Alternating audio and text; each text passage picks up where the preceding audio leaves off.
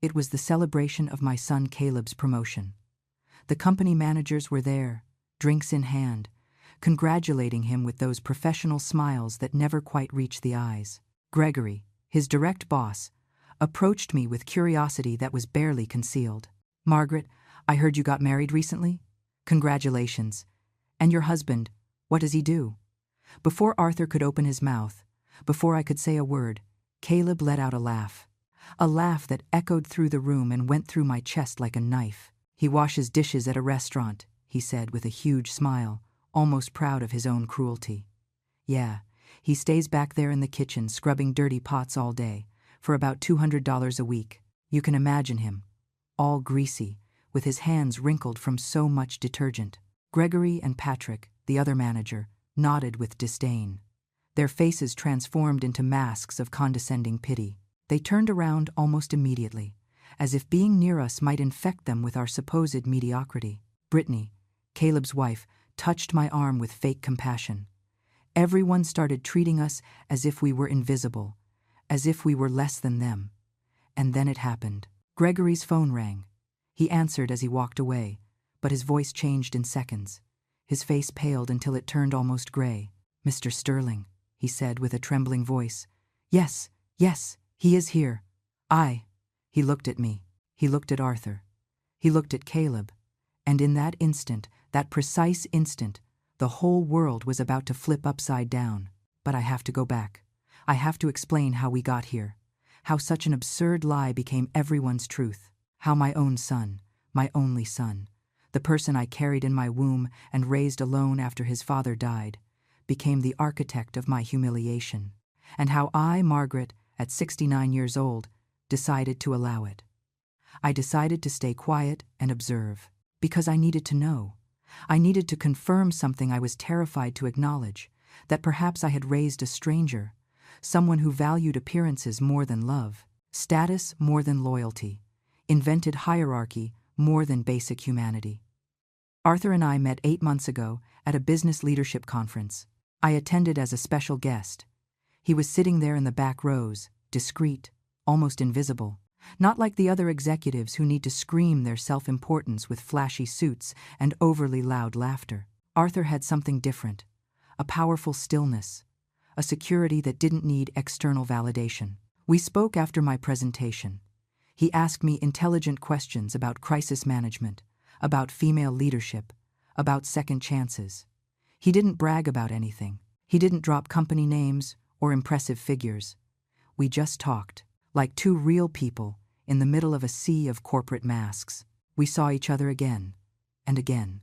And 6 months later, without fanfare or an ostentatious ceremony, we got married. A small, intimate wedding with 5 guests. Caleb was there, but with that distant look he used when something didn't meet his social expectations. What nobody knew, what nobody could know, was who Arthur really was. CEO of the largest multinational tech conglomerate in the Americas. The same company where Caleb had just been promoted to junior manager after 4 years of busting his hump on mediocre projects. The same company that billed $3 billion annually. The same company where Gregory and Patrick, those two who looked at us with scorn at the party, were barely expendable middle management. Arthur managed operations in 12 countries. He negotiated with governments. He signed mergers that appeared on the front pages of financial newspapers. But nobody knew because he couldn't afford for them to know. Too many threats, too much exposure, too many risks of kidnapping, extortion, harassment. He had built an almost ghostly public identity. He appeared at board meetings under a pseudonym. His corporate photos were never published. His interviews were always with his back turned or with a distorted voice. He was a powerful ghost, and I knew it. I knew everything. But I decided not to tell Caleb. When my son asked what my new husband did for a living, Arthur responded with his usual protective vagueness. "I work in the industrial kitchen area." He said it because he literally spent half the day in the executive dining room on the 30th floor of the corporate tower. It is the place where common food isn't served, but where deals worth hundreds of millions of dollars are closed while drinking Italian espresso, where the CEOs of other companies go to negotiate on neutral territory, where the economic future of entire countries is decided between plates of salmon and glasses of French wine. But Caleb heard kitchen and his brain, contaminated with classism and hierarchical obsession, did the rest. Kitchen equals dishwasher. Dishwasher equals failure. Failure equals shame for the family. I watched it happen in real time. We were having dinner at Caleb and Brittany's house. A tense dinner where my daughter-in-law had prepared everything with that artificial perfection that screams, "Look how much effort I'm making." Arthur vaguely explained his job. Caleb frowned. "So, you work in restaurant kitchens?" Arthur didn't correct him. He just nodded slightly. I was about to intervene when I saw my husband's look, a look that said, "Wait, watch. Let's see what he does." And Caleb did exactly what Arthur expected. What I feared but needed to confirm. He let out an uncomfortable laugh and said, "So, you wash dishes and stuff?" Brittany stifled a gasp. She put her perfectly manicured hand over her perfectly made-up mouth. "Oh my God, Caleb, don't be rude!" But her eyes shone with something worse than rudeness. They shone with satisfaction, with that dark joy of someone who finally has ammunition to feel superior. The news spread like wildfire. In 2 days, the entire extended family knew. In a week, Caleb's friends were discussing it with nervous giggles. In 2 weeks, it was a done deal. Margaret had married a dishwasher, a woman of almost 70, so desperate for company that she accepted the first available man, regardless of the fact that he was a failure with no education or future. I let them believe it. Every hurtful comment, every look of pity, every sigh of fake concern, I let them build their narrative. Arthur asked me only once if I wanted him to reveal the truth. We were alone at home, in that spacious living room with floor-to-ceiling windows overlooking the city, and he took my hands with that tenderness that contrasted so brutally with the coldness with which he handled boardrooms. "Margaret, this doesn't have to continue. I can make a call and end this." But I shook my head. "No," I told him. "I need to see how far this goes. I need to know who my son really is when he believes his mother has fallen so low." He understood. He always understood. That's why I loved him. Because in a world of inflated egos and men who need to demonstrate their power every 5 minutes, Arthur was different. His power was so real, so solid, that he didn't need to exhibit it. He could walk down the street like any regular retiree, and nobody would suspect that with a snap of his fingers, he could move $200 million from one country to another. The humiliation began subtly, as it always starts, with comments disguised as concern. "Mom, are you eating okay?" Caleb asked one afternoon while we were visiting his house. "I mean, with Arthur's wages. I don't know if you guys can afford quality food." Brittany nodded with that face of manufactured compassion. "Yes, Margaret. If you need help with groceries, we can chip in. We have a membership at that organic supermarket. You know." I smiled. I thanked them. I told them we were perfectly fine. But I mentally noted every word, every inflection, every look they exchanged between them. That look that said, "Look at the poor old lady, so proud she won't accept reality." Arthur squeezed my knee under the table, an invisible gesture, a reminder that he was there, that this was temporary, that there was an end to this farce, and that end would be devastating for those who underestimated us. Weeks passed, and the humiliations escalated. Caleb started excluding me from family conversations about finances. When he talked about his investments, about his plans to buy a bigger condo, about the bonuses he would receive, he looked at me with pity and changed the subject, as if talking about money in front of me was in poor taste, as if I no longer belonged to that world of successful people who can plan comfortable futures. Brittany was worse, much worse, because her attacks came wrapped in velvet, in that poisonous sweetness that is impossible to confront without seeming paranoid. "Margaret, that blouse is so pretty," she would say, touching the fabric of my clothes as if evaluating its quality. "It's from those discount stores, right? There's nothing wrong with that. You have to be practical when the budget is tight." Or when she saw Arthur. "Tell me, Arthur, what is it like working in a kitchen? It must be exhausting being on your feet all day. And the heat, right? All those greasy fumes. It must be terrible for the skin." Arthur responded with monosyllables. He never fell for the provocations. He never defended himself, and that infuriated them more.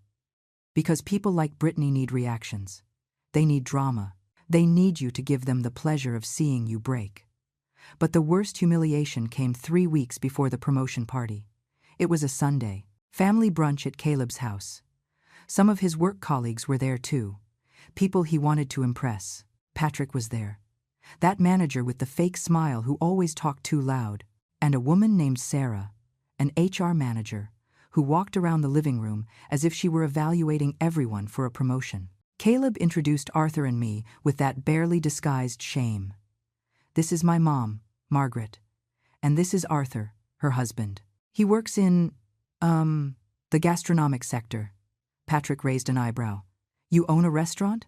No, Caleb intervened quickly. He works in kitchens, you know. Scrubbing plates and that stuff?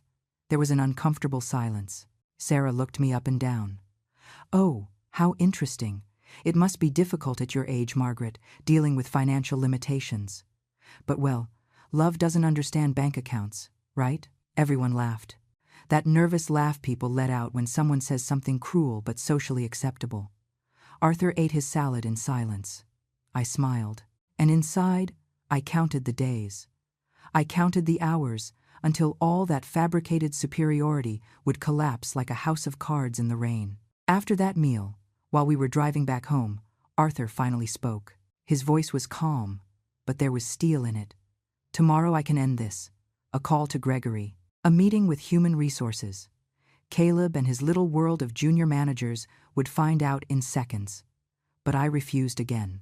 Not yet, I told him. Something still needs to be revealed. Caleb still needs to show how far he is willing to go. Because deep down I was still clinging to an absurd hope. The hope that my son, at some point, would defend me. That he would say, enough. That even if he believed Arthur washed dishes, he would treat me with the respect a mother deserves. But that never came. It never came. Brittany began comparing me to herself at every gathering. I just completely renovated my closet, Margaret. I spent like $3,000, but Caleb insists I treat myself. He says a successful woman needs to look successful. You understand, right? Well, maybe not now, but back in your day I'm sure you understood. Or when she talked about her vacations. We are going to Cabo in first class. Caleb says he can't travel in coach anymore. It's a corporate image thing. You guys don't travel much, do you? I imagine with Arthur's job there isn't much free time. Or budget. Every phrase was a stab. Every comment was a reminder that she saw me as inferior, as someone who had fallen, as someone worthy of pity, but never respect. And Caleb did nothing. He never did anything. He laughed uncomfortably or changed the subject. But never, not once, did he defend me. The straw that broke the camel's back was when Brittany suggested I look for a job. We were having coffee, just the two of us, in that expensive cafe where she felt important. Margaret, I've been thinking. Maybe you could look for a job. Something simple, I don't know. Receptionist or administrative assistant. There are companies that hire older people to demonstrate inclusion. It would be good if you contributed something to the household, don't you think? So Arthur doesn't carry everything. Although, well, I imagine he doesn't earn much either. But 2 small incomes add up to more than one. I stared at her. For the first time in weeks, I let her see something in my eyes. Something that made her blink uncomfortably. I'm fine like this, Brittany, but thank you for your concern. She laughed nervously. No, it's not concern. It's just that Caleb and I want you to be happy. And we know that the financial situation can generate stress in marriages, especially at your age. I nodded. I paid for my coffee, and I walked out of there knowing that the day of truth was approaching. Knowing that when it arrived it would be brutal. Knowing that Brittany and Caleb had no idea of the storm they had summoned. Then the invitation arrived. An elegant card, printed on thick ivory paper with gold lettering. Celebration of the promotion of Caleb Herrera to Senior Manager of Strategic Development. The phrase hit me like a slap. Senior Manager. My son had gotten another promotion. In just 3 months he had jumped from junior to senior manager. Something unusual. Something that normally took years. But there was the invitation, proud, almost screaming his achievement. Brittany called that same afternoon. Margaret, I hope you and Arthur can attend. Although I understand if Arthur can't miss work at the restaurant. I know those places are very strict with schedules. Her voice dripped with poison disguised as consideration. We will be there, I responded calmly. Both of us. There was a pause. Oh, great. Well, it will be in the company's event hall. There will be important people, senior managers, directors, even some high-level executives. So, formal attire. I hung up knowing exactly what she had wanted to say. That we didn't fit in. That we would be Caleb's embarrassment in front of his superiors. That we should have the decency not to attend. Arthur found the invitation on the table that night. He read it in silence, his eyes moving slowly over the words. Then he looked at me with that undecipherable expression he used when processing important information. It's in the executive lounge on the 15th floor, he said finally. I know that place. I've closed $400 million mergers there. I nodded. I know. That's why we are going. That's why we are going to be there when everything explodes. He put down the invitation and approached me. Margaret, you understand that when the truth comes out, it isn't going to be subtle, right? It won't be a polite correction. It's going to be an earthquake. I know, I whispered, and I need it. I need Caleb to see. I need him to understand what he did, what he chose to do. Arthur nodded slowly. Then we will go, but on one condition. When this ends, when everything is revealed, I don't want you to carry any guilt. You did what you needed to do. You observed. You confirmed. And now you are going to witness the consequences. They are not your responsibility. They are his. The days leading up to the party were strangely normal. Caleb called twice to confirm we would attend. His tone was anxious, almost pleading. Mom, seriously? Are you guys going? It is very important to me. This promotion is huge. There are very important people I want to meet the family. Well, apart from the family. The final clarification went through me. Part of the family, not all. No, Arthur. Only the presentable parts. Only the parts that weren't embarrassing. I confirmed we would be there. I heard his sigh of resignation on the other end of the line. Okay, but please, Mom, ask Arthur to wear a suit, even if it's a simple one. And that he doesn't talk much about his job. You know how people at the company are. They can be. Prejudiced. How ironic, I thought. How absolutely ironic that he asked me to protect Arthur from prejudices when he himself was the most prejudiced of all. Brittany also called, but her call had another purpose. Margaret, I've been thinking, maybe it would be better if Arthur and you arrive a little late. When most of the guests are already there. That way, you don't have to go through that awkward moment of being the first ones. Plus, Caleb wants to make his grand entrance with the senior managers, and it would be easier if you guys arrive afterward. You understand, right? It's just logistics. I knew then that Caleb had asked her to make that call, that he hadn't had the courage to tell me himself, that he wanted us to arrive late, to minimize our presence. To hide us, we will arrive on time. Brittany. At the time the invitation says, she stammered something about traffic and parking, but I interrupted her. See you there. And I hung up before she could continue poisoning the air with her suggestions disguised as help. The night before the party, I almost didn't sleep, not from nerves, but from rage. A cold rage that had been accumulating for months. Every condescending comment, every look of pity, every time they treated Arthur as if he were less. Every time they treated me as if I had lost my dignity. Everything was there, compressed in my chest, waiting for the moment to be released. Arthur found me awake at 3 a.m, looking out the window toward the illuminated city. He sat beside me without saying anything. He was just there. After a long silence, he spoke. Tomorrow Gregory is going to receive a call that will change his perception of reality. Patrick too. Sarah will probably go into shock. And Caleb. Caleb is going to understand that the world doesn't work the way he believed, that the hierarchy he worships so much is more fragile than he imagined. I turned to look at him. His calm profile against the city lights, this man who could move mountains with a signature, but who had accepted being humiliated in silence because he loved me enough to let me confirm a painful truth. Thank you, I told him, for waiting, for not destroying them sooner. He took my hand. I am not going to destroy them tomorrow, Margaret. They are going to destroy themselves. I'm just going to be standing there when it happens. The day arrived. I put on an emerald green dress, elegant but not ostentatious. Arthur wore a perfectly tailored dark gray suit. We looked at ourselves in the mirror before leaving. We looked exactly like what we were. A mature, successful, elegant couple. But I knew that when we entered that party, they would see us differently. They would see a desperate old woman and her failed husband. They would see what they wanted to see, what they needed to see to feel superior. The drive was silent. Arthur drove with that characteristic calm of his. I looked out the window, watching the city pass by, knowing that in a few hours everything would change. That Caleb would have to face reality. That Brittany would lose that condescending smile. That Gregory and Patrick would understand they had made the biggest mistake of their careers. We arrived at the corporate building exactly at 7 in the evening. The time indicated on the invitation. The building was imposing, all glass and steel, rising 30 stories into the sky. Arthur looked at it with familiarity. "I come here every day," he said softly. "This is my building, my company, my legacy, and tonight everyone is going to know it." We entered the lobby. The security guard stopped us. "Good evening. Where are you heading?" Arthur answered before me.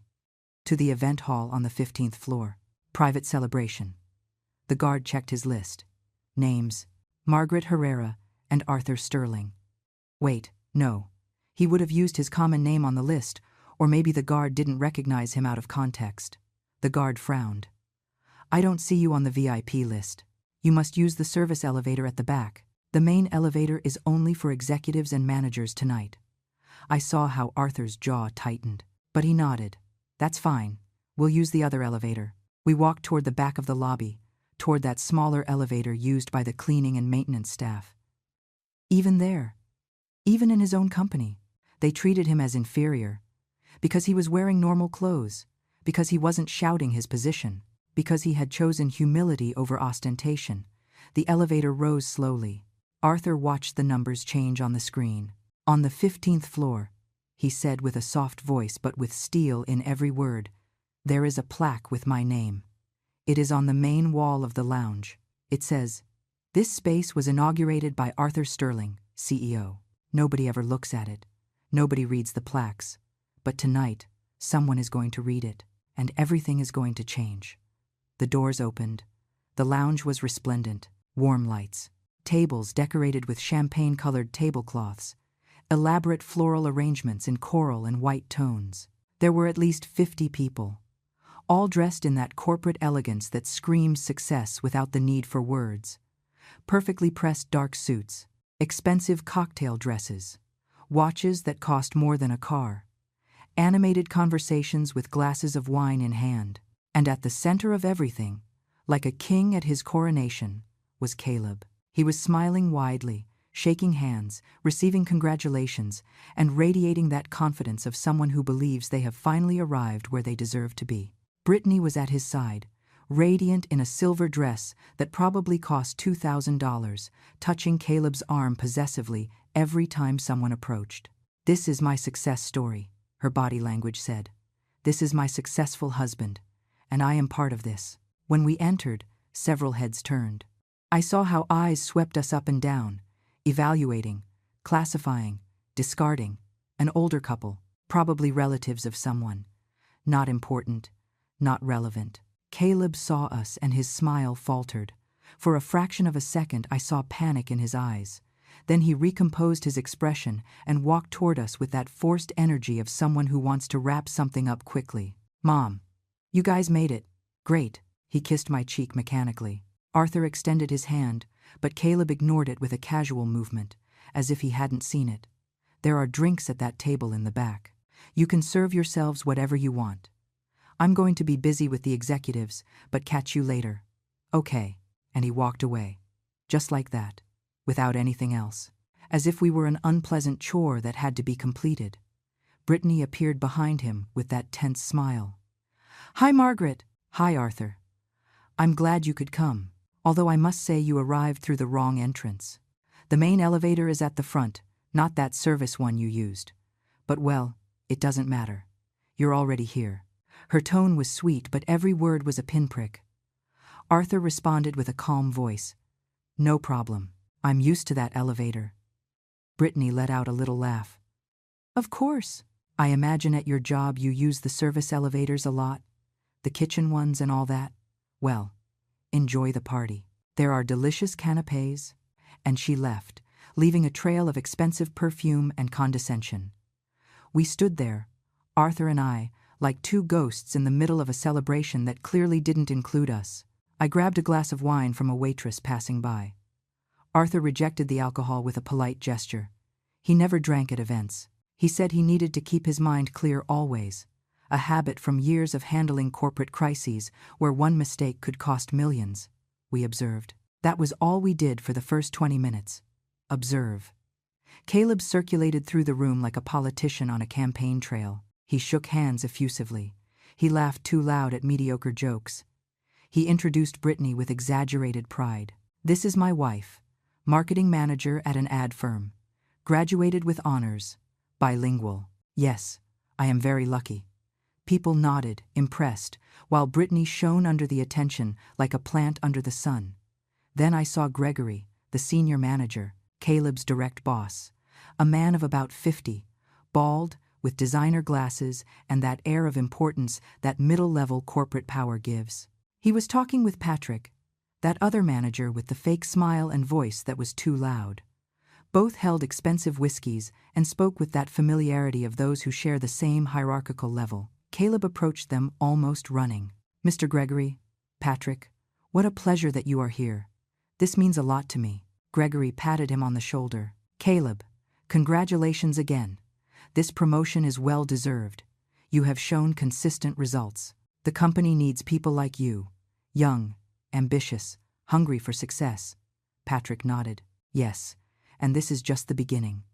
With this momentum, you can reach director in 2 years, maybe less. I saw how Caleb's eyes shone, how he inflated with every word of validation, how he became what he had always wanted to be, someone important, someone recognized, someone who mattered. It was then that Gregory noticed us. He narrowed his eyes, trying to place us. Caleb, who are they? Caleb tensed visibly. Oh, they're my mom and her husband. They came to say hi. Gregory smiled with that automatic courtesy used with irrelevant strangers. Ah, the family. That's nice. He walked toward us with Patrick following him. Caleb had no other choice but to accompany them. When they arrived in front of us, Gregory extended his hand. Nice to meet you, ma'am. Gregory Richards, Strategic Operations Manager. I shook his hand. Margaret Herrera. He turned toward Arthur. And you? Arthur Sterling, my husband responded with that calm voice he always used. Patrick intervened with poorly disguised curiosity. Sterling? Works in the company too? Arthur shook his head slightly. Not exactly. Gregory laughed. So what do you do, if it's not indiscreet? There was a silence. Caleb opened his mouth, and then, with that smile I will never forget, that cruel and ashamed smile at the same time, my son said the words that changed everything.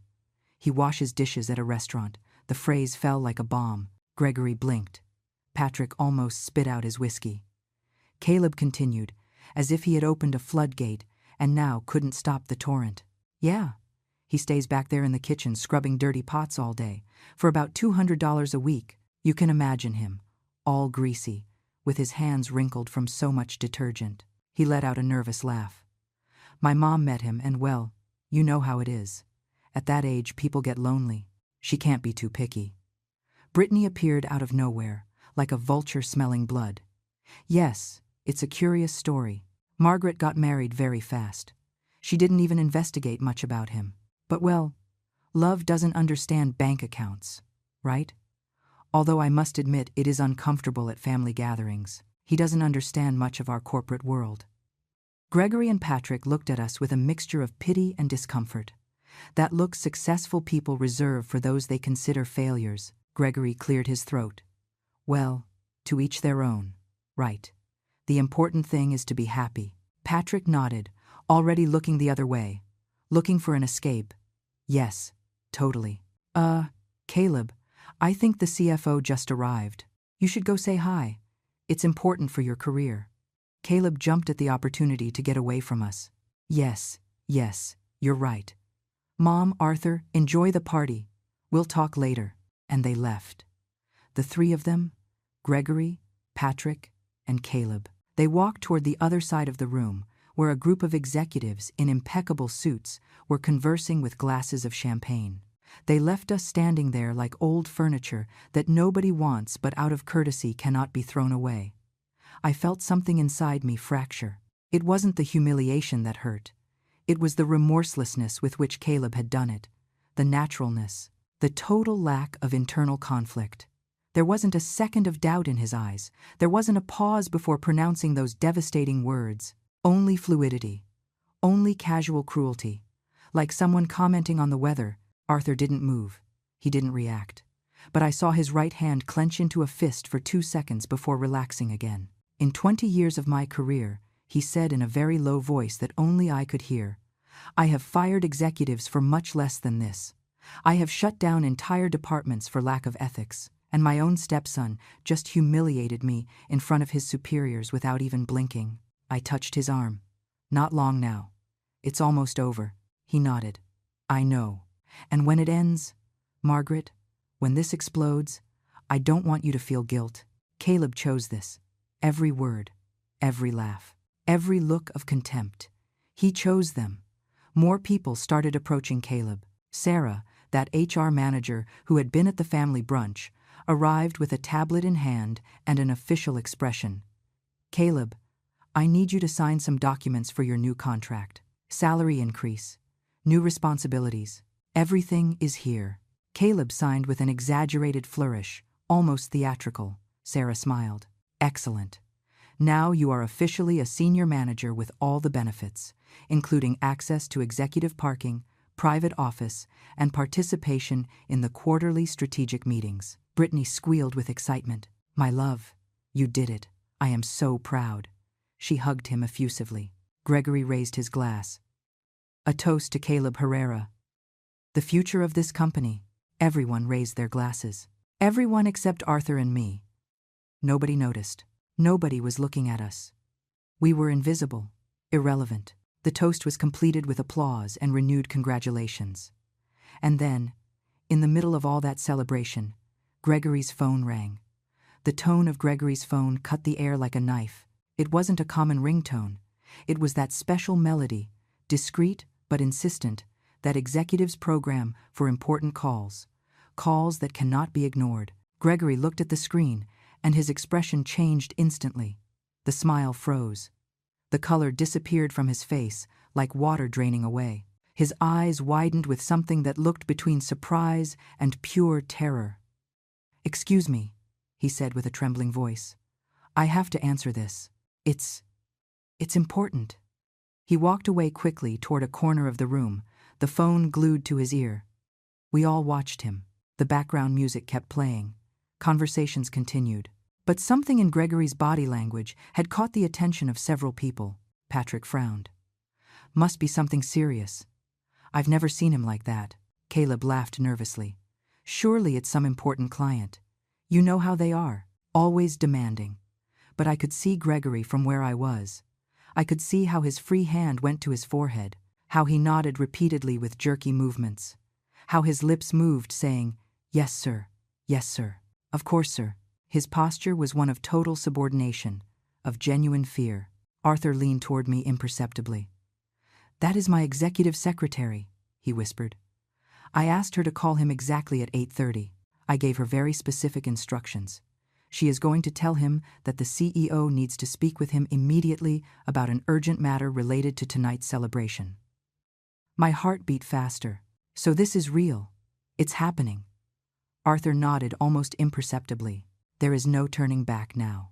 In 5 minutes, this whole farce ends.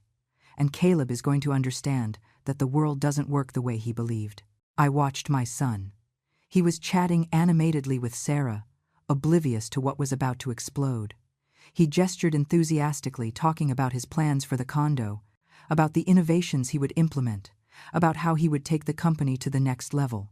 How ironic, how absolutely ironic that he was talking about taking the company to the next level without knowing that the true leader of that company was standing 3 meters away, being treated like trash. Gregory walked back like a sleepwalker. His face had gone from pale to ashen. He held the phone as if it were a grenade about to explode. He reached where Caleb was and interrupted him without ceremony. "Caleb, I need to talk to you. Now. It's urgent." Caleb blinked, surprised. "Mr. Gregory, is everything okay? You look upset." Gregory looked around nervously. "I just received a call from the CEO's office." There was a collective silence. Several people nearby stopped talking. The word CEO had that effect. It was like pronouncing the name of a god, remote, powerful, inaccessible. Patrick approached immediately. The CEO called. "Why? Is something wrong with the company?" Gregory shook his head, confused. "I don't know. His assistant said he needs to speak with me about something related to this celebration, specifically about a guest who is here." Caleb laughed nervously. "A guest? Which guest?" "Only family and colleagues are here." Brittany intervened with a worried tone. "There isn't a problem with the party budget, is there? Right? Caleb told me the company would cover everything, but maybe there was a misunderstanding." Gregory didn't answer. He dialed a number with trembling hands. He put it on speakerphone without thinking, probably due to the state of shock. A female voice answered. "Office of the CEO. Karen speaking." "Miss Karen, this is Gregory Richards. I was just called. They said the CEO needed to speak with me." "Yes, Mr. Richards. One moment, please. I'll connect you." There was a pause. The entire room seemed to have stopped breathing. Even the background music sounded lower. And then a voice was heard. A voice that I knew intimately. The voice that had whispered, "I love you" to me that same morning. The voice that had accepted being humiliated in silence for months out of love for me. "Gregory, this is Arthur Sterling." The reaction was instant and brutal. Gregory almost dropped the phone. His face went from ashen to green. "Sir, Mr. Sterling, I didn't." His voice broke. Caleb frowned, totally confused. "Arthur Sterling. That is the name of—" He looked toward where Arthur and I were. His eyes widened. "No, it's not possible." Arthur's voice continued from the speakerphone, calm, professional, with that authority that doesn't need to shout. "Gregory, I was informed that you are at the celebration of Mr. Caleb Herrera's promotion. Congratulate him for me. He is a good element. He has potential." Gregory swallowed audibly. "Yes, sir. I am here. He is here too. Excellent. Then there won't be a problem with us meeting in a few minutes. I need to discuss some aspects of the merger with the German firm. There are $8 billion at stake, and I need your immediate input. I also need Patrick Garcia to be present. Is he there?" Gregory looked at Patrick with wild eyes. "Yes, sir. Patrick is here. Perfect. I will be there in 5 minutes. I am in the building. In fact, I never left." There was a loaded pause. The line remained open, and then Arthur added with a casual tone. "Oh, Gregory, one question. Have you seen my wife Margaret at the party? She is the honoree's mother. I want to say hello to her before the meeting." The silence that followed was tomb-like. Gregory looked at the phone. Then he looked at Arthur and me. Then at Caleb. His brain was clearly trying to process information that made no sense. His wife, Margaret, Caleb's mother. The lady who arrived with the man who. The color returned to his face in the form of intense red. Caleb was paralyzed, his mouth open, his eyes moving frantically between the phone and Arthur. Brittany had paled so much that her makeup looked like a mask over white skin. Sarah dropped her tablet. The crash resonated in the silence. Patrick had put both hands to his head in a gesture of total disbelief. Arthur continued from the phone. Implacable. "Gregory, are you still there?" Yes, sir," Gregory stammered. "Your wife is here. I see her. Good. Then I will see you in a moment. Oh, and Gregory, one more thing." The line hung suspended. Everyone held their breath. "I hope you have treated my wife and me well tonight. It would be very disappointing to discover otherwise." Click. The call ended. Gregory's phone slipped from his hand and fell to the floor. Nobody moved to pick it up. Everyone was frozen in a kind of collective shock. It was Patrick who finally broke the silence. His voice came out like a squeak. That was the CEO. That was Arthur Sterling. And he said Margaret is his wife. And you guys, You guys said that he… Caleb couldn't speak. He opened and closed his mouth like a fish out of water. Brittany had started to tremble visibly. Sarah had backed away slowly, as if the mere proximity to the situation could contaminate her. Gregory finally reacted. He turned toward Arthur and toward me with an expression of pure horror. You. It's the CEO, Arthur completed with a calm voice. Yes, I am. I have been CEO of this company for 7 years. I manage operations in 12 countries. The merger I just spoke about is worth more than everything everyone in this room will earn in their entire combined lives.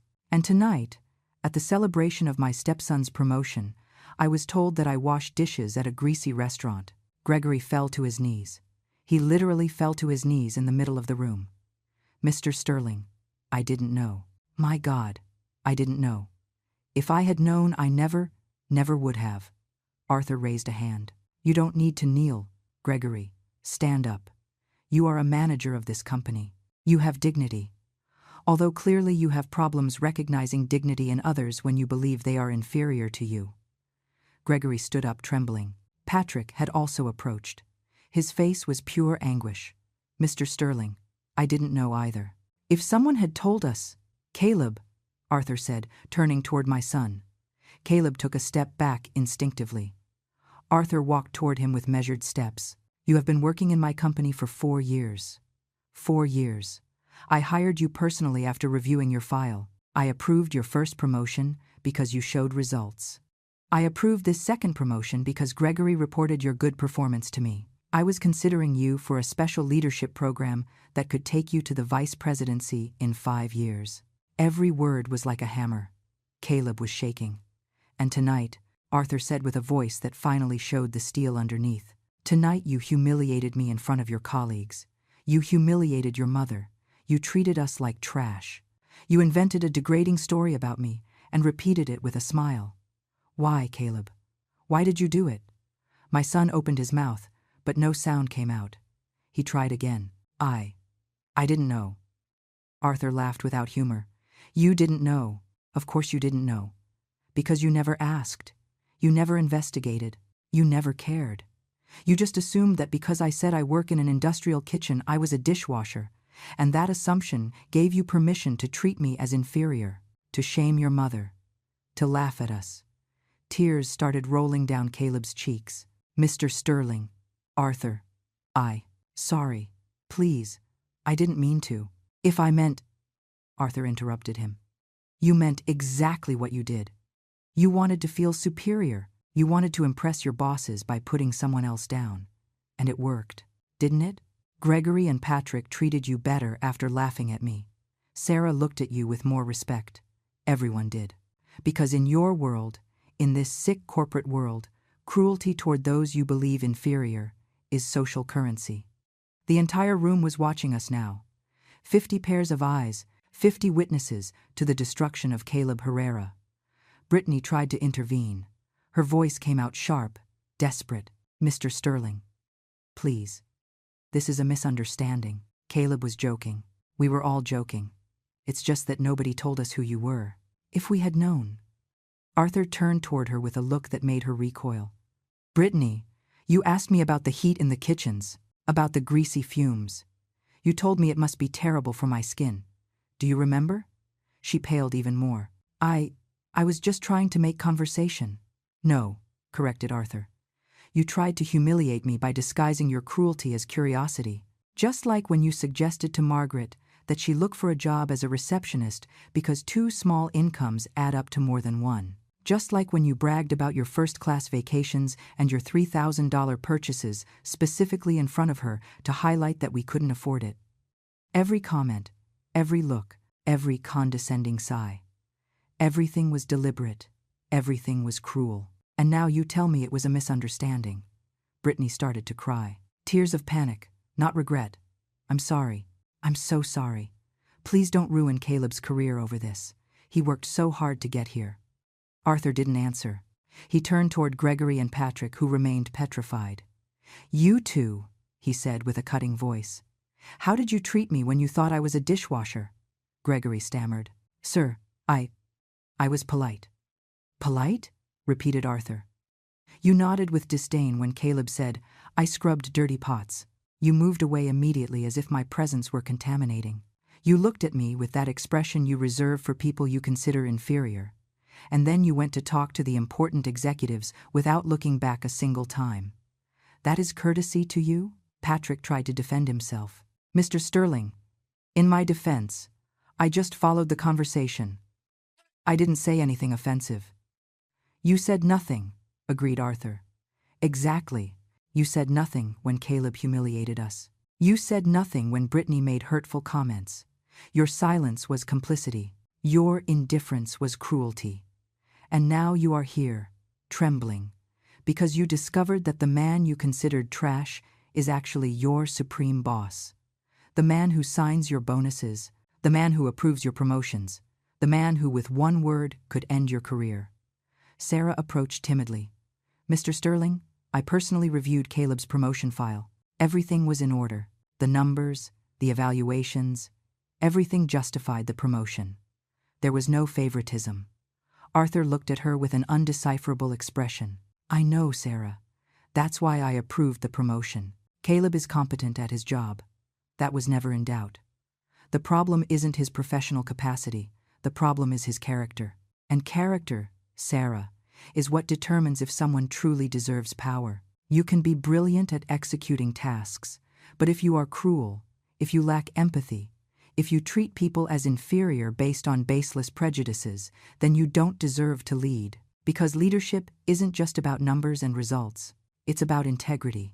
And Caleb just demonstrated that he has none. Sarah nodded quickly, desperate to distance herself from the disaster. You are absolutely right, sir. Completely. Maybe we should reconsider the promotion. Review the character evaluation protocols. Arthur shook his head. I am not going to take the promotion away from Caleb. That would be unfair. He earned it professionally. But what I am going to do is make sure he understands the consequences of his actions. And that everyone here understands that in my company, cruelty toward anyone, regardless of their real or perceived position, will not be tolerated. Caleb finally found his voice. It sounded broken, childish. Mom, I didn't mean to. I swear I didn't mean to hurt you guys. I thought. All heads turned toward me. It was the first time someone addressed me directly since the truth exploded. I had remained silent, observing, feeling every emotion go through me like an electric current. Pain, rage, disappointment, but also something strange. Something like relief. Because finally the mask had fallen. Finally I had seen who my son really was without the filters of blind maternal love. What did you think, Caleb? I asked with a calm voice. He took a step toward me. I thought Arthur was, well, that he was someone common, someone without success. And I wanted my bosses to respect me. I wanted to impress them. So you used me, I said. You used my supposed error in judgment, my supposed desperation, as currency to buy respect.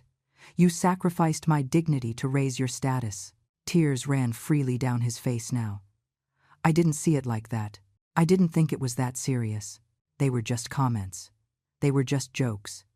The words came out of me with a clarity that surprised even myself. They were just comments. They were just jokes. Caleb, I raised you as a widow. Your father died when you were 8. I worked 3 jobs simultaneously to pay for your private education. I sold your father's car to pay for your college. I skipped meals so you could have new books. I gave you everything, everything I had. And when finally, after 30 years alone, I found someone who loved me, someone who treated me with dignity and respect, you decided to turn him into an object of mockery, not because he had hurt you, not because he was a bad person, but because you believed he was poor, because you believed he was inferior. And that equation in your head where poor equals inferior, that is what really breaks my heart. Caleb was sobbing openly now. Forgive me. Please, Mom. Forgive me. I love you. I have always loved you. I approached him. I took his face in my hands like I did when he was a child and had nightmares. I love you too, Caleb. I will always love you. You are my son, but I don't like you. I don't like the person you have become. I don't like your obsession with status. I don't like how you treat people you consider beneath you. I don't like that you value appearance more than substance. And I don't know if that has a solution. I don't know if you can change. But what I do know is that tonight, you learned something. You learned that the world doesn't work the way you believed, that hierarchies are illusions, that real power doesn't scream, and that the person you despise the most turns out to be the one controlling your future. Brittany had let herself fall into a chair, crying into her hands. Gregory and Patrick remained standing like statues, terrified to move or speak. The rest of the guests kept a prudent distance, watching the drama unfold as if it were a movie. Some whispered among themselves, others simply watched with huge eyes. Sarah typed frantically on her phone, probably reporting the situation to HR or legal. Arthur finally spoke again. His voice had recovered that professional and distant tone he used in board meetings. Gregory, Patrick, I expect to see you in my office tomorrow at 8 a.m. We are going to have a long conversation about organizational culture, unconscious biases, and the type of leadership we want to cultivate in this company. Both nodded vigorously. Yes, sir. Of course, sir. Whatever you order, sir. Arthur turned toward Caleb. And you, he continued, you keep your promotion, you keep your salary, you keep your office and your benefits. But you are going to do something for me. I saw hope appear in Caleb's eyes. Anything. Whatever you ask, during the next 6 months, said Arthur, you are going to work one Saturday a month at the community soup kitchen the company sponsors. You are going to serve food. You are going to wash dishes. You are going to clean tables. You are going to coexist with people who really wash dishes to survive. People who work 2 jobs and barely make ends meet. People you would consider failures. And you are going to do it without complaining, without bragging about it on social media, without turning it into a performance of humility. You are going to do it in silence, and you are going to learn. You are going to learn that the value of a person is not in their bank account, nor in their corporate title. It is in their humanity, in their empathy, in their capacity to treat others with dignity, no matter who they are. Caleb nodded like a bobblehead. Yes, yes, I will do it, I promise. Arthur hadn't finished. And if at any moment during those 6 months I catch you treating someone badly, if I hear that you made a derogatory comment, if I find out that you looked with disdain at someone you consider inferior, not only will you lose your promotion, you will lose your job. And I will personally ensure that every major company in this sector knows exactly why. Understood. Caleb swallowed saliva. Understood. Arthur nodded. Good. Now enjoy what is left of your party, although I suspect the mood is already ruined. He turned toward me and extended his hand. Margaret, I think it is time to leave. I took his hand. I felt it warm, solid, real. We walked toward the exit of the hall.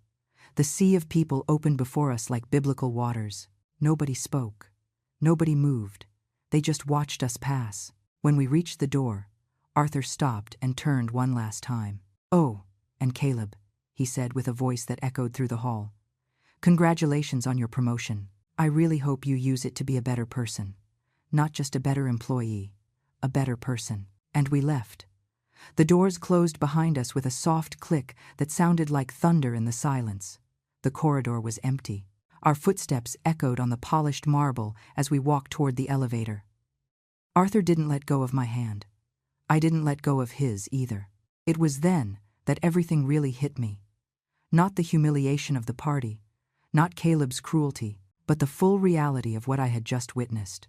My son, the person who had been my reason for existing for so many years, had sacrificed me without thinking twice on the altar of his ambition. And what was worse, he had done it with a smile, with lightness, like someone discarding a crumpled paper. My legs went weak. Arthur held me immediately. Margaret, are you okay? Do you want to sit down?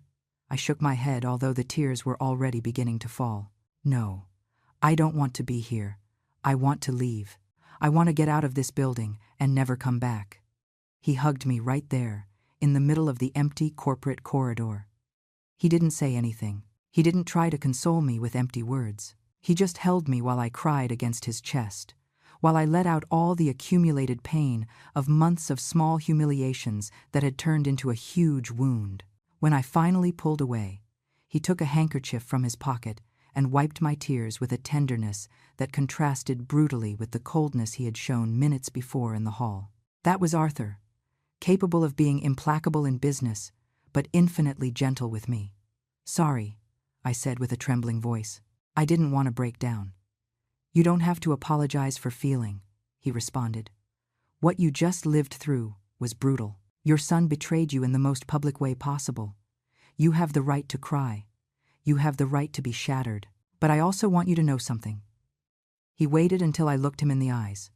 "Nothing that happened in there has to do with your value. Nothing that Caleb said or did changes who you are. He acted from his own smallness, from his own fear, from his own sick need for validation. But you, Margaret, you are bigger than all that. You always have been. That's why I loved you from the moment I met you, because I saw a woman who didn't need to shout her worth, who didn't need to prove anything to anyone, who simply was. We took the main elevator this time. Nobody stopped us. The security guard who had earlier sent us to the service elevator now looked at us with an uncomfortable expression, clearly already informed of who Arthur was. He gave us an exaggerated salute. "Good evening, Mr. Sterling." "Ma'am. Have an excellent night." Arthur didn't answer. Neither did I. We simply walked toward the parking lot where our car was waiting. A discreet vehicle, nothing ostentatious, because Arthur had never been one to show off. We drove in silence for the first 20 minutes. I looked out the window watching the city pass. The lights, the people walking on the sidewalks, couples laughing, families dining in restaurants, normal life, life that continued regardless of the fact that my world had fractured. Finally I spoke. "Did you know it was going to be this bad? That it was going to hurt this much?" Arthur kept his eyes on the road. "Yes, I knew. That's why I asked you so many times if you wanted to continue. That's why I offered to end this sooner. Because I knew that when you reached the end, when you saw the complete truth without filters, it was going to be devastating. But I also knew that you needed to see it. You needed to confirm your suspicions, because living with doubt would have been worse." He was right, as always. If I had stopped this sooner, I would have always wondered if I was exaggerating, if I was being unfair to Caleb, if maybe he really loved me and was just going through a difficult phase. But now I knew. Now I had absolute certainty, and certainty, however painful, was better than illusion. "Do you think he can change?" I asked. "Do you think what happened tonight transforms him into someone better?" Arthur sighed. "Honestly, I don't know. I have seen people change after crises like this. I have seen arrogant executives become humble after falling, but I have also seen people who just learn to hide their cruelty better, who become more careful, but not more compassionate. Caleb has to want to change. He has to do the internal work, and I can't tell you if he will. I can only tell you that I gave him the tools. I gave him the opportunity. What he does with it depends completely on him." We arrived home around 10 at night.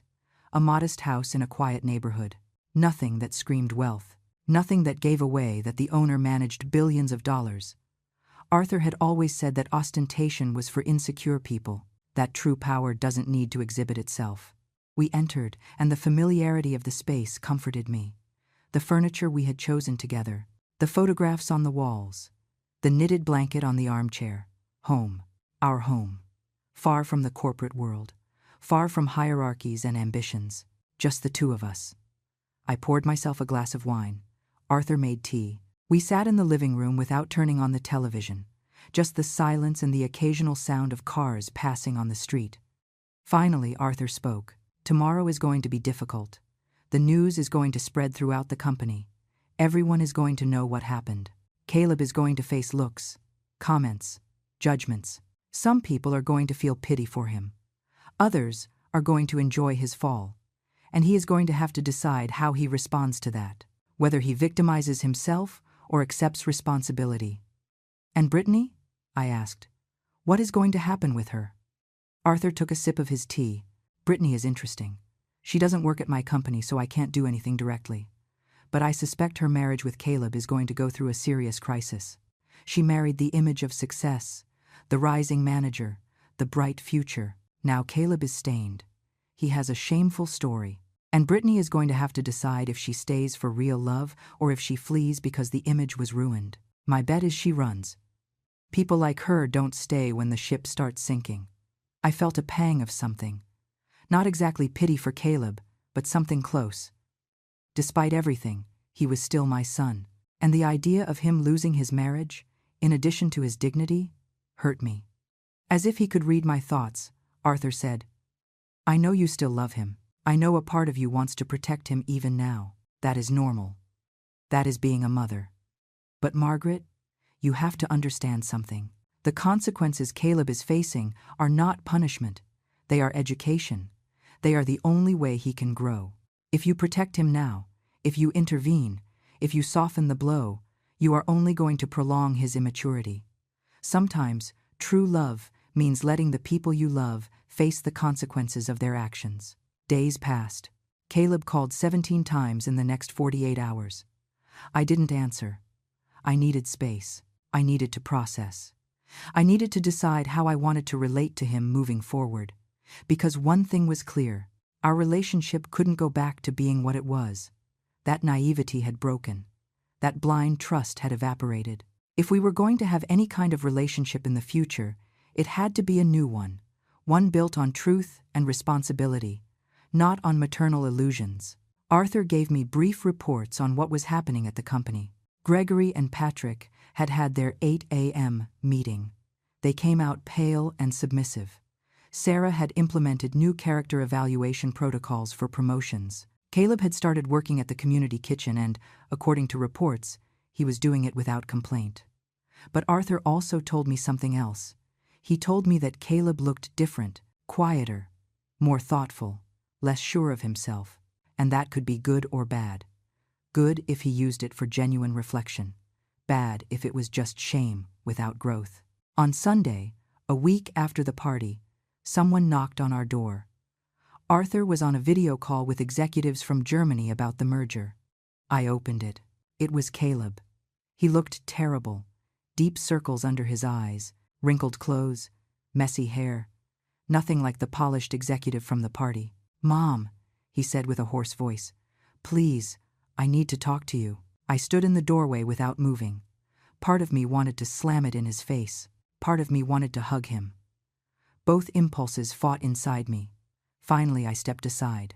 "Come in, but only half an hour, and you are going to listen as much as talk." He entered like a wounded animal. He sat in the armchair where he had been so many times when he was a child, where he had done homework, where he had watched movies, where he had cried when his first love left him. All those memories went through me. All those versions of Caleb, the innocent child, the insecure teenager, the ambitious young man, and now this, the broken adult facing the consequences of his choices. He started to talk. The words came out rushed, desperate. "Mom, I haven't slept. I can't eat.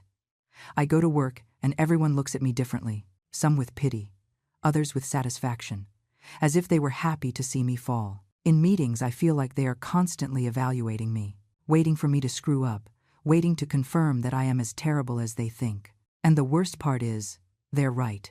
I am terrible. I did something unforgivable. I treated you in an unforgivable way. I treated Arthur in an unforgivable way. And I don't know how to fix it. I don't know how to be different." I let him speak. I let him empty everything out. And when he finished, when he finally ran out of words, when the tears ran down his face, I spoke. My voice was calm but firm. "Caleb, you can't fix it. You can't undo what you did. Words cannot be unsaid. Actions cannot be undone. The only thing you can do is be different from now on. But you have to understand something. Being different doesn't mean acting different out of fear of consequences. It means changing who you are inside. It means examining your values. It means asking yourself why status is so important to you. It means facing your insecurities instead of projecting them onto others." Caleb looked at me with red and swollen eyes. "Mom, I'm doing what Arthur asked. I go to the community kitchen. I wash real dishes. I serve food to people who really need it. And you know what I've discovered?" He paused, his voice breaking. "That they are good people, kind people. People who thank me with genuine smiles. People who work 3 jobs and still find energy to ask how my day was. And I realized something horrible. I realized that I never would have spoken to them if I saw them on the street. I would have ignored them. I would have considered them invisible. Because for me, only successful people existed. People with titles, people with money. And that makes me a monster, right? I nodded slowly. Not a monster, but yes, someone who lost his humanity. Someone who confused human value with economic value. And that, Caleb, is a sickness. A sickness that this society promotes, but doesn't cease to be a sickness. The cure is not easy. It requires constant work. It requires constant humility. It requires reminding yourself every day that your title doesn't make you better than anyone. He wiped his tears with the back of his hand. And Brittany. She left.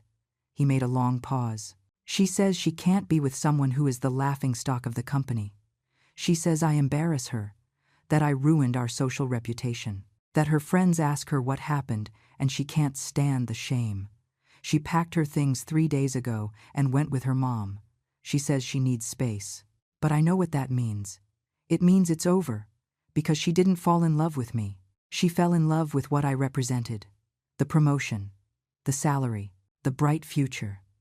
And now that that is stained, now that there is a shameful story associated with my name, she doesn't want to be part of that. I felt something heavy in my chest. It wasn't joy for his suffering. It was sadness for the confirmation that Arthur had been right. Brittany had been exactly what we thought. A person who loved status more than the person. And that is painful for you, I said.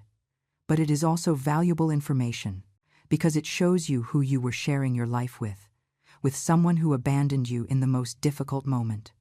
That is not love, Caleb. That is convenience. He nodded miserably. I know. And the worst part is I was just like her. Exactly like her. I valued people for what they had, not for what they were. That's why I treated you guys like that. That's why I thought it was okay to humiliate you, because in my distorted head, being poor equaled not deserving respect. He paused. But there is something else I need to tell you. Something I've been carrying. In the community kitchen, I met a man. His name is Joseph. He is 63 years old. He works washing dishes at 3 different restaurants. He leaves his house at 5 in the morning and returns at 11 at night, 7 days a week, to support his granddaughter because his daughter died and the father disappeared. And you know, he is one of the most dignified people I have met. He speaks with pride about his work. He says washing dishes honestly is worth more than stealing or cheating. And when I asked him if he didn't feel bad about his situation, he looked at me as if I were stupid and said, I have health. I have a job. I have my granddaughter. I am rich in the things that matter. And in that moment, Mom, in that precise moment, I realized the scum I had been. Because I told everyone that Arthur washed dishes as if it were the worst thing in the world, as if it were a reason for shame. And it turned out Arthur didn't wash dishes, but Joseph did. And Joseph is worth more than me. He has more integrity than me. He has more humanity than me. Tears were running down my cheeks now. Seeing my son finally understanding, finally processing the magnitude of what he had done, was devastating and hopeful at the same time. Caleb, that realization is the first step, the true first step. Because you aren't defending yourself. You aren't justifying yourself. You are looking straight at your inner ugliness and naming it. That requires courage. A different courage than the one you need to get promoted in a company. The courage to be honest with yourself. He sobbed openly. But I don't know if it's enough. I don't know if I can forgive myself. And I don't expect you to forgive me. I just needed you to know that I understand. That finally, after 35 years of living blind, I am starting to see. And what I see disgusts me. It disgusts me deeply. I got up and sat next to him. I put my hand on his. Caleb, look at me. He raised his eyes. Forgiveness is not something that is given immediately. It is not a switch that is turned on. It is a process.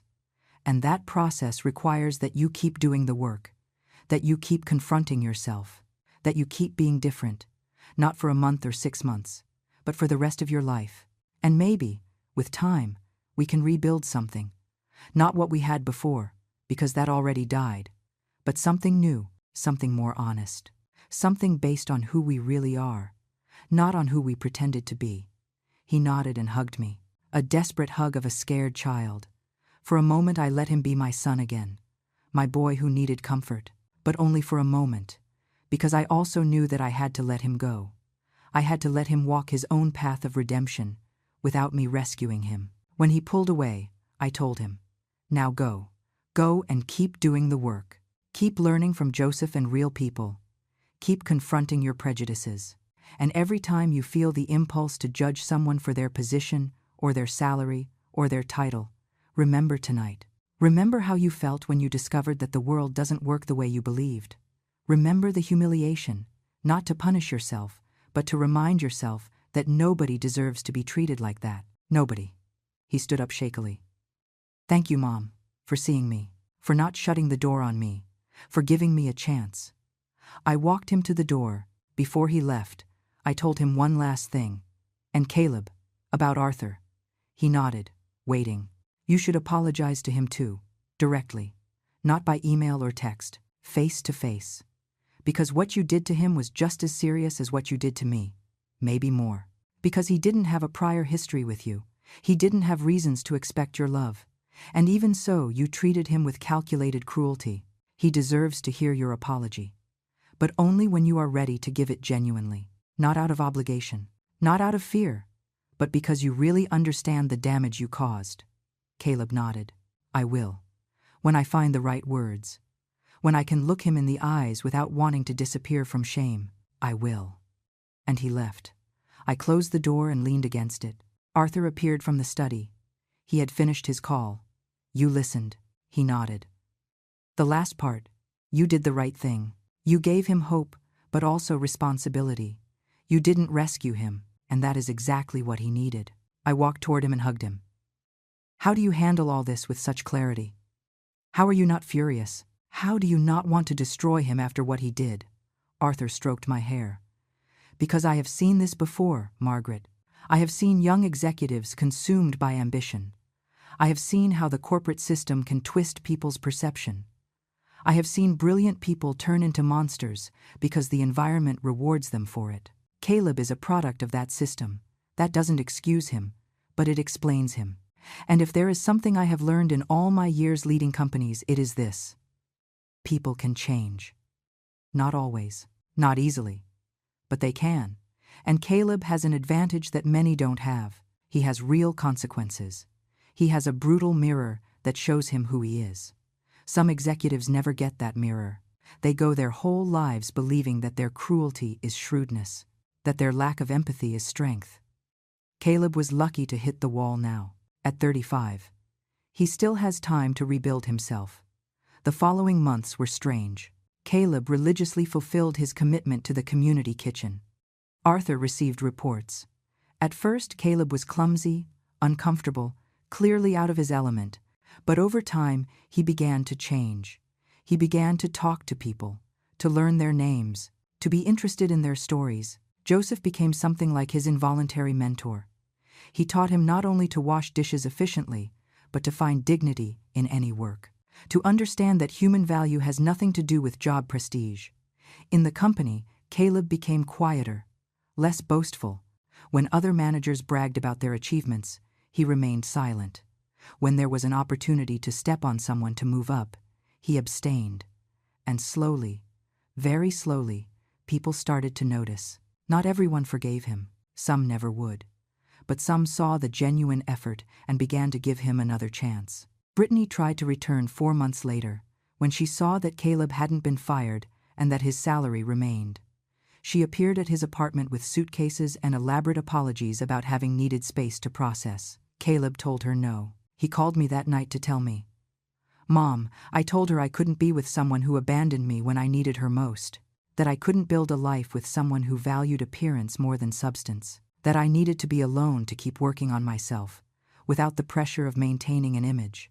And you know what? For the first time in my life, I made a decision based on what was right and not on what was convenient." He sounded different, more mature, more real. less like the Caleb who needed constant validation, and more like someone starting to validate himself from within. "I am proud of you," I told him. And I meant it. Not proud of the successful Caleb, but proud of the Caleb who was doing the hard work of changing. Almost a year passed before Caleb finally came to talk to Arthur. He knocked on the door one Saturday afternoon. Arthur opened it. They looked at each other. The silence stretched uncomfortably. Finally, Caleb spoke. "Mr. Sterling." "Arthur, can I come in? I need to speak with you." Arthur stepped aside. "Sure." They sat in the living room. I prepared coffee and then discreetly retired to the garden. I knew this conversation had to be between them. Without my presence mediating, without my role as mother softening the edges, I was out there for almost 2 hours. I could see their silhouettes through the window. They talked, sometimes one, sometimes the other. At some point, I saw that Caleb was crying. Arthur remained serene, listening. When they finally came out to the garden, both looked emotionally exhausted. Caleb approached me. He spoke to me. "Mom." He listened to me. And he told me something I will never forget. He looked at Arthur. He told me that true power is not in humiliating. It is in elevating. That a real leader makes others grow, doesn't crush them to seem taller. And that if I really want to be successful, I have to learn to measure my success not by how much I rise, but by how much they rise with me. 2 years have passed since that night. 2 years since Caleb's world turned upside down in the middle of a corporate party. And when I look back now, I understand that that night wasn't the end of anything. It was the beginning. The painful, brutal, necessary beginning of something completely different. Caleb continues working at the company. But he is different. He is no longer the anxious manager who needed constant validation. He no longer measures his worth by his title or his salary. He finished his 6-month commitment at the community kitchen, but kept going, voluntarily. Every other Saturday, Joseph became his friend, a true friend. Last week, Caleb organized a celebration for Joseph's birthday. Nothing ostentatious, just cake, coffee, and people who really appreciate him. When he told me about that, I heard genuine pride in his voice. Not pride for having done something impressive, but pride for having done something meaningful. Arthur never revoked Caleb's promotion, but he didn't give him special privileges either, and Caleb responded. His performance evaluations now include comments from his subordinates saying, "He listens to me genuinely. He treats everyone with respect, regardless of their position. He admits when he is wrong." Those comments are worth more than any sales figure, because they mean he is changing, that he is becoming the type of leader people follow out of inspiration, not obligation. As for my relationship with Caleb, it is complicated. It always will be. I can't forget what he did. That wound healed but left a scar. But I learned something important in these 2 years. I learned that love doesn't mean the absence of pain. It means choosing to stay despite the pain. It means giving space for growth without guarantees of success. I still love Caleb, but I love him with open eyes, seeing his flaws, recognizing his capacity for cruelty, but also seeing his genuine effort to be better. We see each other once a month, quiet meals where we talk about real things, not about his work or his success, but about what he is learning, about his internal struggles. Those conversations are uncomfortable sometimes, painful, but honest. And honesty, I discovered, is a better foundation for relationships than comfort. Arthur and I remain the same. Well, not the same, better. What we lived through united us in a way few things could. He saw me in my most vulnerable moment, and he didn't try to fix it. He was just there, holding me. And I saw his capacity to be firm without being vengeful, to establish consequences without cruelty, to teach without humiliating. For me, the true power he has is not in the boardrooms. It is in how he treats me when nobody is watching. Sometimes I think about that night, about Caleb smiling while he humiliated me, about the exact moment when the phone rang and everything started to collapse. And I wonder what would have happened if I had stopped everything sooner, and I always reach the same conclusion. It would have been easier, but less true. Caleb never would have learned. Sometimes the most painful path is the only real path toward growth. There is something Arthur says often when he talks to young executives. He says, True character is revealed not when you have power over others, but in how you use that power. You can crush or you can elevate. You can humiliate or you can dignify. And that choice, that constant choice in thousands of small moments, is what defines who you really are. Not your title, not your salary, but how you treat the human being in front of you when you believe nobody important is watching. Yesterday, Caleb called me excited. "Mom, Joseph is going to be able to retire. His granddaughter got a full scholarship to college, and I arranged with the company to give him a small supplemental pension." Arthur approved it. He said it was an investment in humanity. I felt something warm expand in my chest. Caleb continued.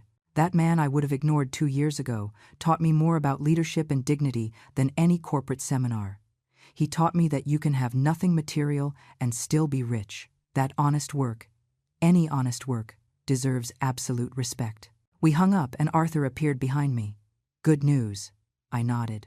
"Caleb is helping Joseph," he smiled. "That is the type of power worth having.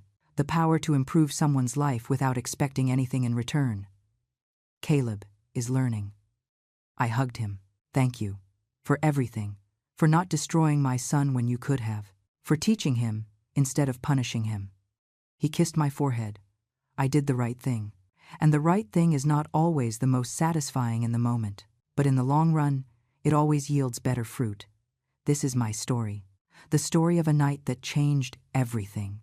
The story of a son who had to fall to learn to stand correctly. The story of a husband who had all the power in the world and chose to use it with wisdom instead of revenge. And the story of a mother who had to let go of her son so he could finally grow. I don't know what comes next, but I know this. The truth, however painful, is always better than the illusion. Always, because in the truth, as much as it hurts, lives the only real possibility of transformation.